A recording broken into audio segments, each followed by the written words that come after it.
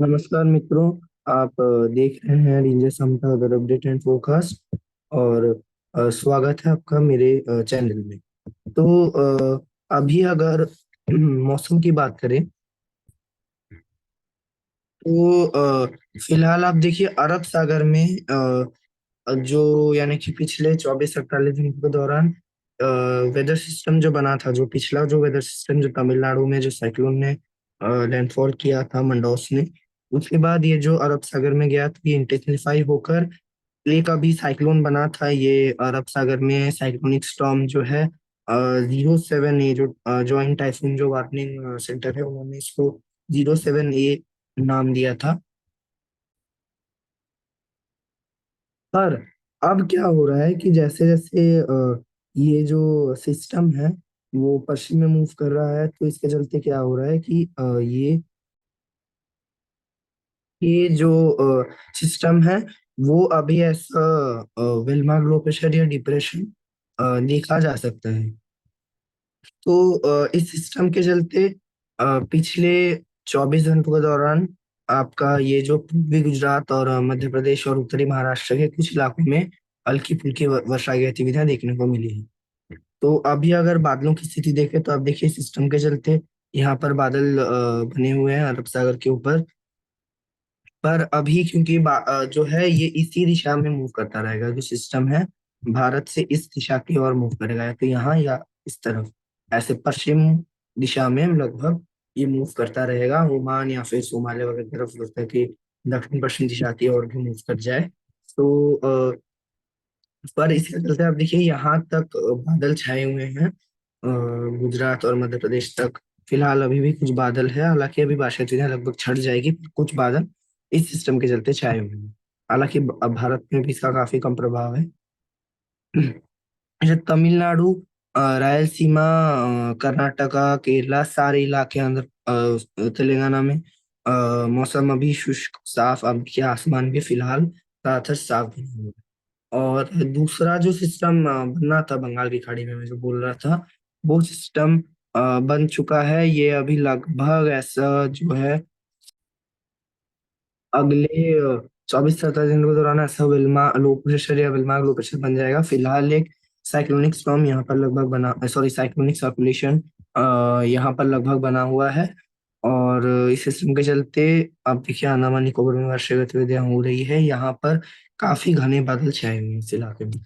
तो ये है, ये एक सिस्टम है। पर ये जो सिस्टम है वो लग रहा है फिलहाल कि यहाँ पर जैसे सिस्टम बनता है तो ये जो भी इंटेंसिटी होगा, चाहे विल्पांग low pressure, sorry, low pressure विल्पांग लो प्रेशर, या अगर डिप्रेशन भी बनता है, पर ये श्रीलंका या इसके दक्षिण में जाएगा।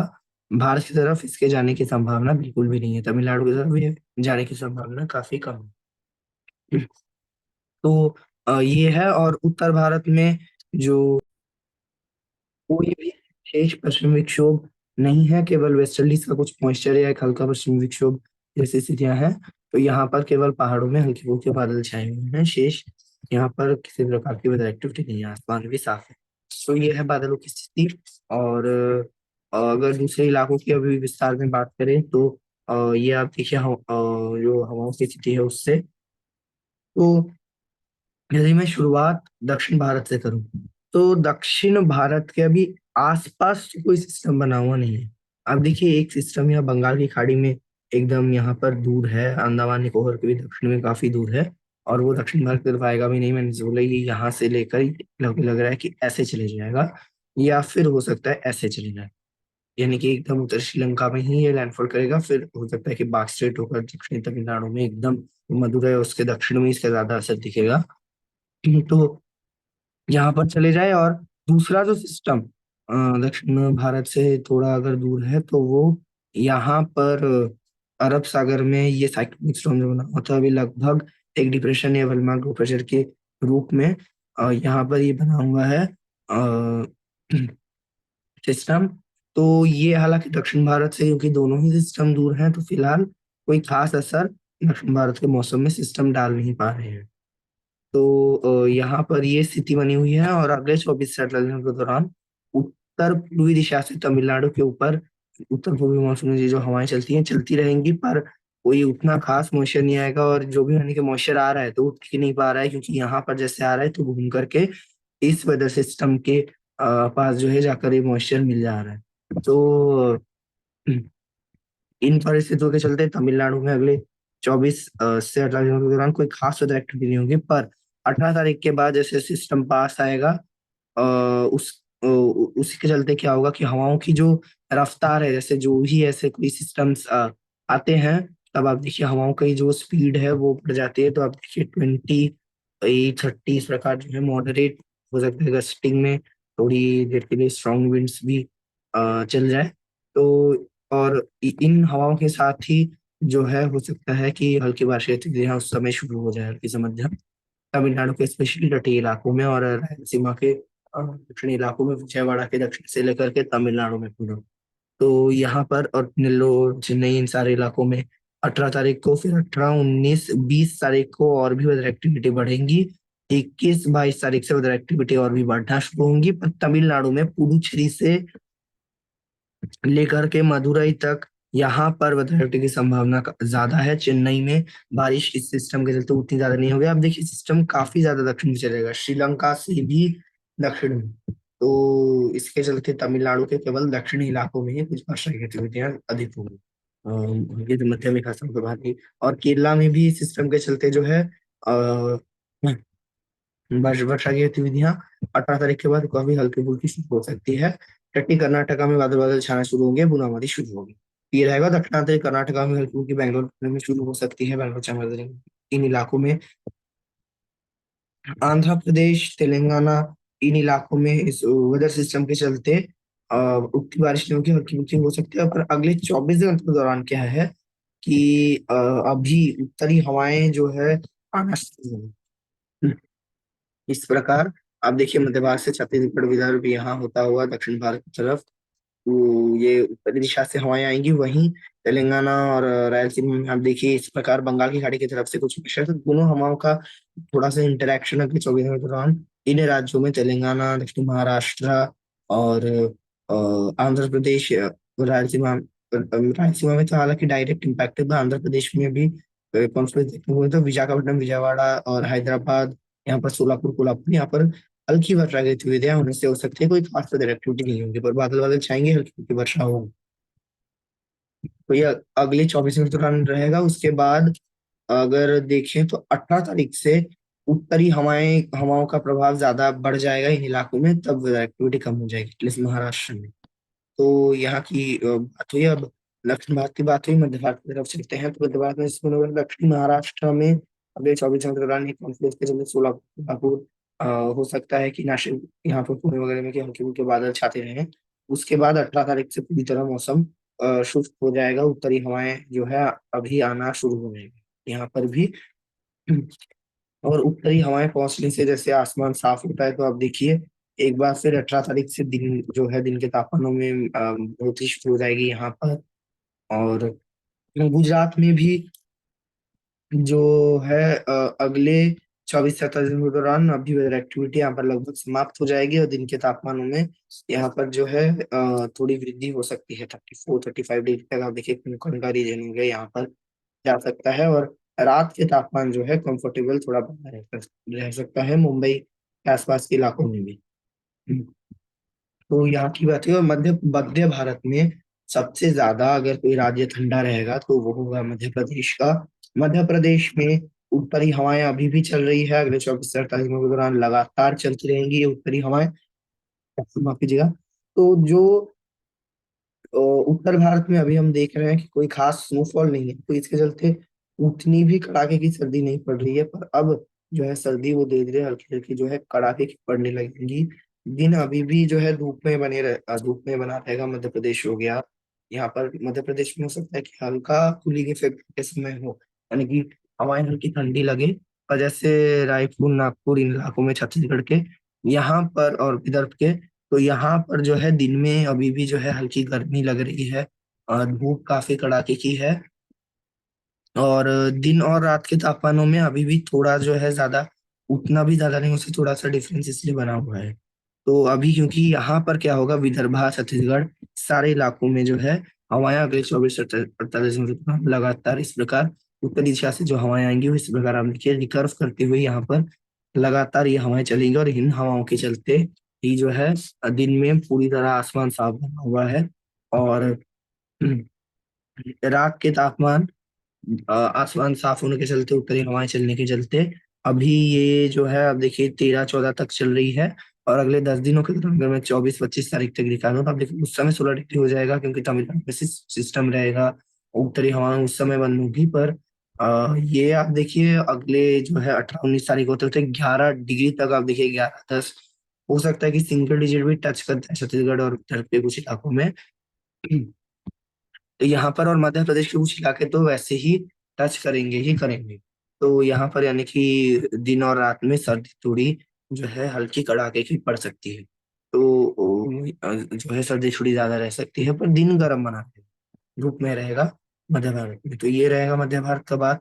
यानी कि मौसम अभी लगभग शुष्क होने के कगार पे है, कोई अधिक वेदर एक्टिविटी नहीं है। और ठंड भी दिन में धूप में रहेगा, और रात में ठंड थोड़ी रहेगी। अगर बहुत यानी कि हेवी स्नोफॉल होता है उस समय जाकर के, जैसे रायपुर हो गया, नागपुर हो गया, यहाँ पर भी जो है जैसे पिछले साल चूरू वगैरह में -5 तक गया था। तो यहाँ पर भी उस समय जो है दिन के तापमानों में, जैसे अभी यहाँ पर रायपुर में जैसे अभी 27, 28, 29 तक दिन के तापमान चल रहे हैं, वो गिर करके कई बार अगर हेवी स्नोफॉल होता है तो 25 से उसके नीचे भी आ जाते हैं, 23, 25। तो उस समय जो है दिन में भी जो है जो हवाएं चलती हैं उनमें भी हल्का ठंडक रहता है, और रात में तो जो है जबरदस्त सर्दी पड़ती है। तो वो सब स्थितियां अभी नहीं है, क्योंकि कोई भी भारी स्नोफॉल नहीं है। पूरी भारत में भी लगभग ऐसा ही मौसम रहेगा, मौसम शुष्क बना रहेगा। केवल उत्तर पूर्व राज्यों में भी ये मौसम शुष्क रहेगा, पर अरुणाचल के उत्तरी पहाड़ों में कुछ हल्की फुल्की बर्फबारी वगैरह हो सकती है।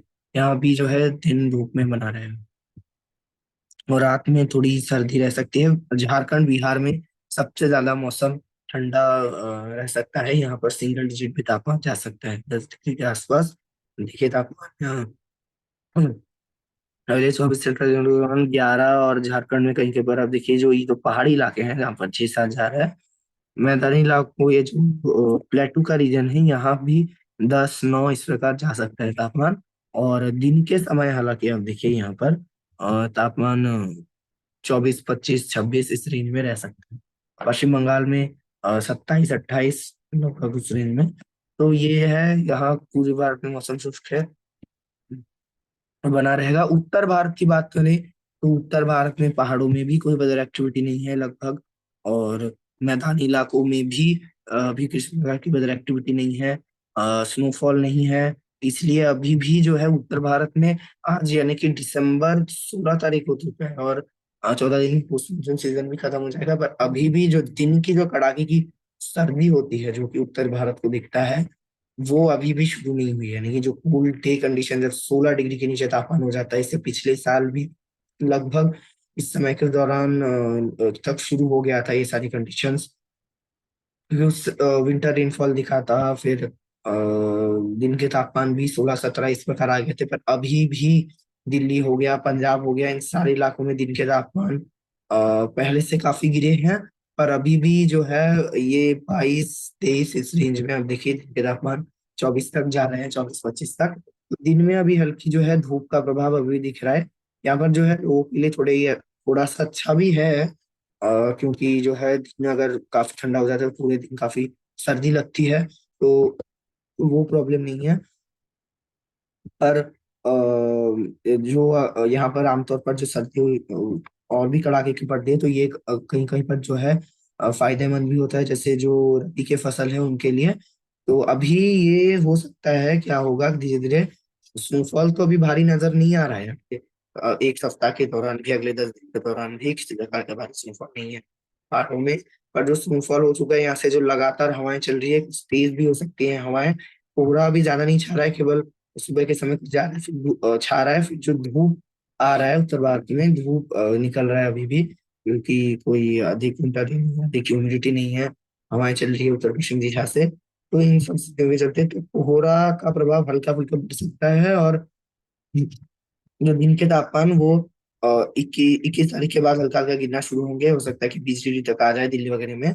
और 24-25 तारीख को होते होते दिन की भी जो सर्दी है वो हल्की शुरू हो सकती है। अब देखिए अगर मैं तापमान दिखा दूँ उस समय जो है 11-12 बजे, तब देखिए 17-18 डिग्री, यानी कि लगभग एक कूल डे कंडीशन के भी आसपास पहुंच सकता है। कूल डे कंडीशन डिक्लेयर नहीं हुए, कूल डे कंडीशन में 16 डिग्री इस प्रकार मोस्टली डिक्लेयर होता है।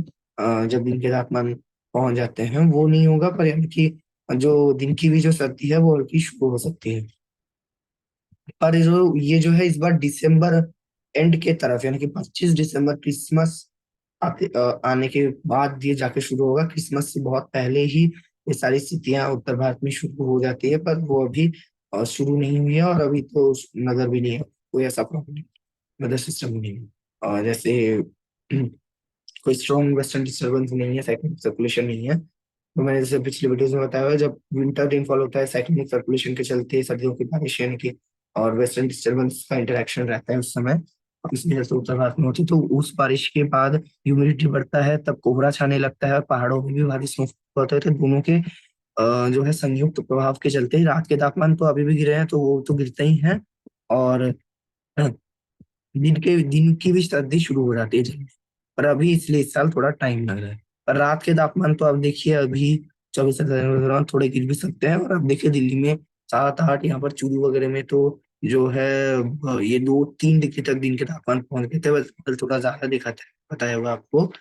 तो यहाँ पर आप देखिए चूरू के आसपास, चूरू डिस्ट्रिक्ट में 6, यहाँ पर 6-5 तक वेदर मॉडल दिखा रहा है, तो आराम से 3-2 तक तापमान जा सकते हैं। और दिल्ली में तापमान 8 है, 8-7 है, तो 6 या 5 डिग्री तक भी दिल्ली में अभी तापमान जा सकते हैं। तो सर्दी रात और सुबह की जो भोर थी वो कड़ाके की शुरू हो चुकी है। पंजाब में भी और दिल्ली से भी 1-2 डिग्री कम रह सकता है, हो सकता है यहाँ पर 4-5 3 4-5 3 इस रेंज में पंजाब में पहुंच जाए ना, कि कड़ाके की सर्दी इस इलाके में शुरू हो चुकी है, और सुबह और रात की।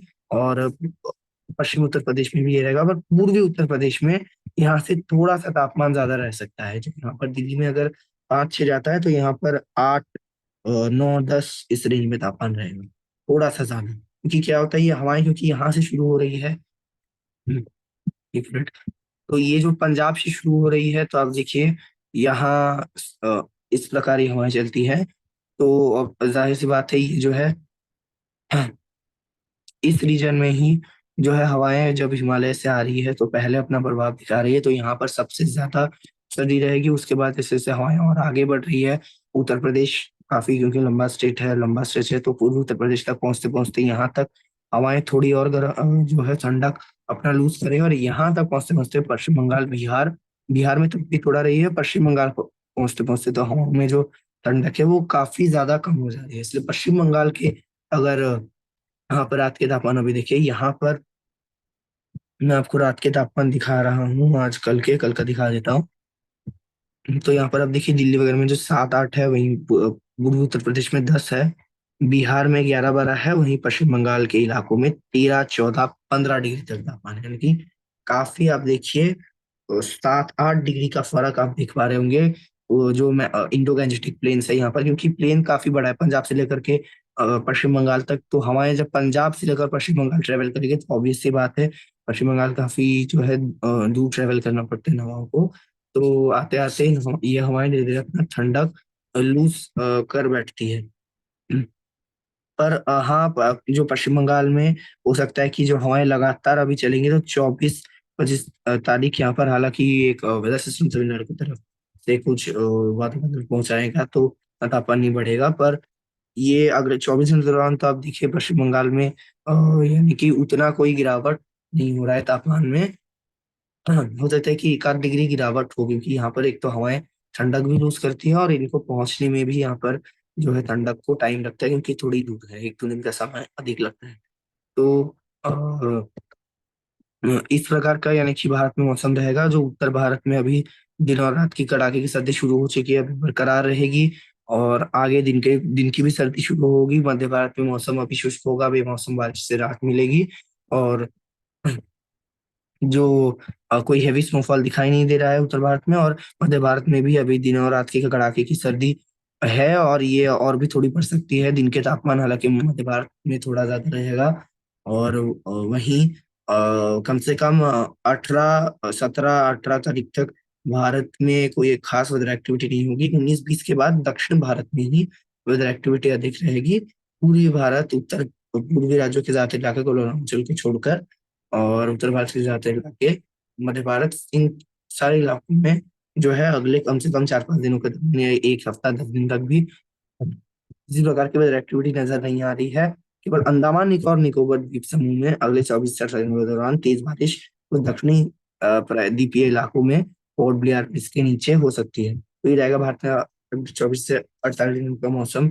आगे के अपडेट्स के लिए देखते रहिए मेरे चैनल को।